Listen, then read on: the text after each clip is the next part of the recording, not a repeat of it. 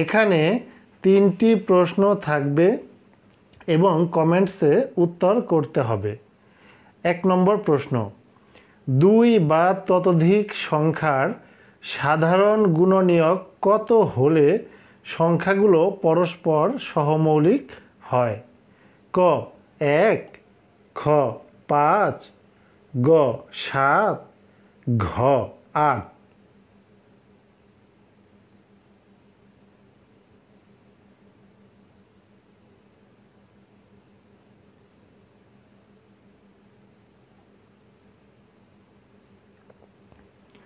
দুই নম্বর প্রশ্ন, কোন সংখ্যাটি 2 দ্বারা বিভাজ্য? ক 123, খ 126, গ 127, ঘ 327।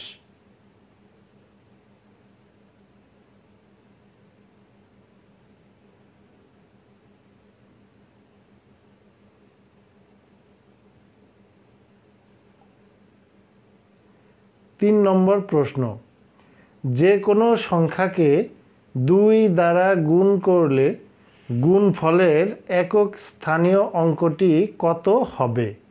ক 2 বা 5, খ 0, 2, 4 বা 9, গ 0, 2, 4, 6 বা 8, ঘ 0, 2, 4, 8 বা 9।